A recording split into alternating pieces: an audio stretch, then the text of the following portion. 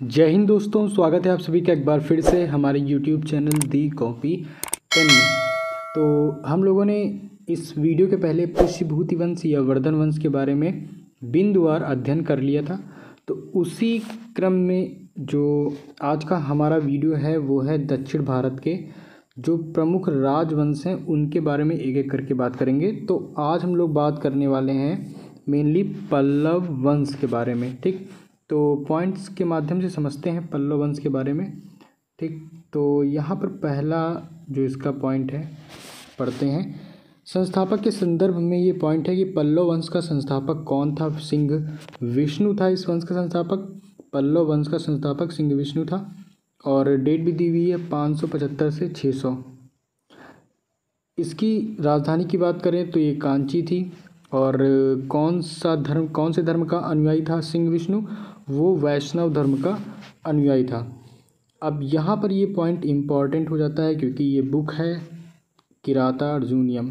ठीक, और इसके लेखक कौन थे, भारवी। ठीक, और ये जो भारवी थे ये सिंह विष्णु के दरबार में ही रहते थे। तो यहाँ से आप ये पॉइंट बिल्कुल याद कर लीजिए कि किराता अर्जुनियम जो बुक है इसके लेखक कौन है, भारवी हैं।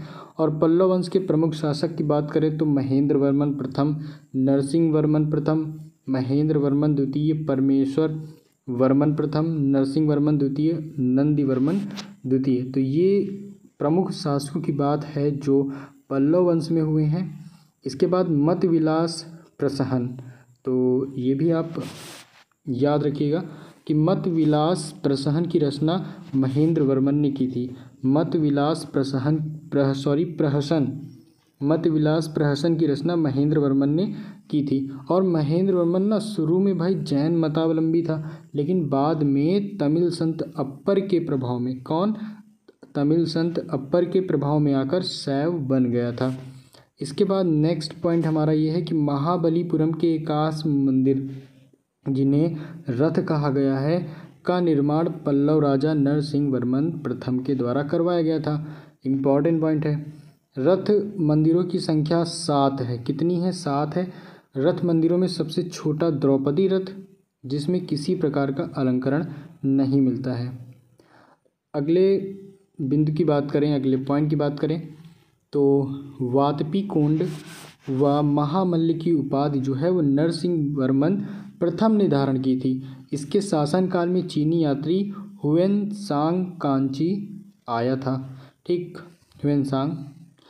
सेकंड पॉइंट मतलब अगला पॉइंट है कि परमेश्वर वर्मन प्रथम शैव मतानुयायी था। उसने लोकादित्य, एकमल्ल, रणंजय, अत्यंत काम, उग्रदंड, गुणभाजन आदि की उपाधियाँ ग्रहण की थी। इसने मामल्लपुरम में श्री गणेश गणेश मंदिर का निर्माण करवाया था। और ये परमेश्वर वर्मन ना प्रथम विद्या प्रेमी भी था। प्रथम मतलब परमेश्वर वर्मन प्रथम, ये पूरा है, विद्या प्रेमी था और उसने विद्या विनीत की उपाधि भी ली थी। तो ये पॉइंट आई होप आपको समझ में आ गए होंगे। इसके बाद अगले पॉइंट की बात करें।